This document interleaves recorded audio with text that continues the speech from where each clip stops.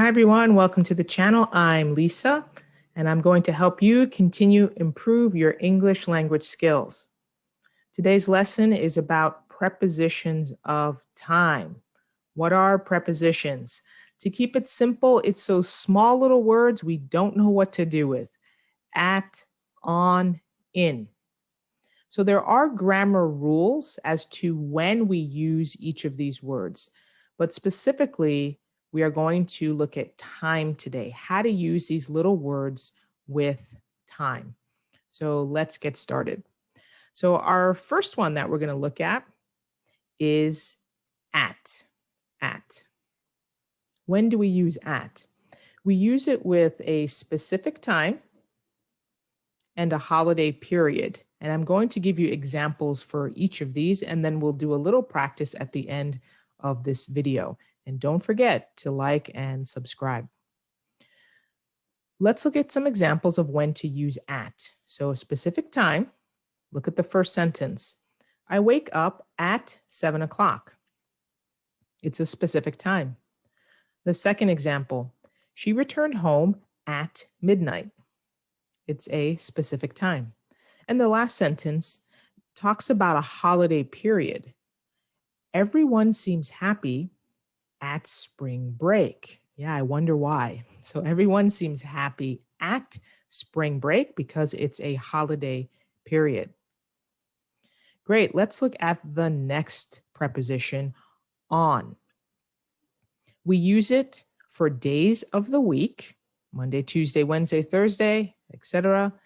Specific days and dates. So those are the three reasons why you would use on. Let me give you some examples. We will visit you on Thursday. On Thursday, so it's a day of the week. I return to my country on the 28th. We use on because it's a specific day. The last one. We get together on National Donut Day. Again, it's a specific day, a specific date. I believe it's June 4th in the United States. So I love donuts, so I put this example here. So on, days of the week, specific days and dates. Let's look at the next preposition for today, in. We use in with months, years, seasons, length of time, centuries. I'm going to give you examples for all of these. This is when we use in. My anniversary is in January. So that is a month. So it's not on January, but in January. The next example is with a year. America was discovered in 1942. In, because it's a year. The third example is with seasons. We use in with seasons like summer, fall, spring, winter. I always go to the beach in summer. In. We also use in with length of time. It will be ready in 20 minutes. In 20 minutes.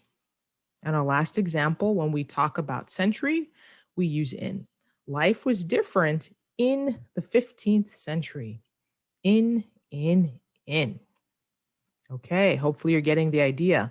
And these are grammar rules. Let's look at parts of the day. So just remember it's in the morning, in the afternoon, in the evening, but we say at night. So in, at night. Look at the examples here. I study English in the evening. Not at the evening, in the evening. The next example.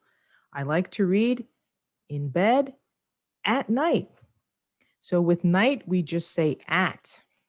In for everything else, but we say at night. Okay, so did you understand all the grammar rules? You can certainly go back and replay the video. We are going to do a little test together or a little quiz. Don't worry, if you get anything wrong, you can still stay in this video class. Let's practice together. The first example, I go to sleep 10 o'clock. Is it at, on, or in? Think about the grammar rule. It's a specific time, 10 o'clock, so we use at. I go to sleep at 10 o'clock. Hopefully you got that right, at 10 o'clock. Let's look at our second example. We will visit my mom Saturday. Do I need at, on, or in? Think about the grammar rule. It's a day of the week. On. We will visit my mom on Saturday. The next one, dinner will be ready 15 minutes. Is it at, on, or in? Well, it is a length of time. So dinner will be ready in 15 minutes. The answer is in 15 minutes. And our last one, we will have a party Friday night. What do you think the answer is? We will have a party on Friday night. So it is on because it is a day of the week and you do have a specific date in mind. So you would say on Friday night. Okay? Hopefully you got that right. So I hope you enjoyed this lesson today and you have a better understanding of when to use at, on, or in when it comes to time. If you have any future topics that you'd like me to cover, feel free to always leave those in the comments. See you in the next video. And remember, the secret to becoming a more fluent speaker is speak more. Find opportunities to continue to practice your English. Bye.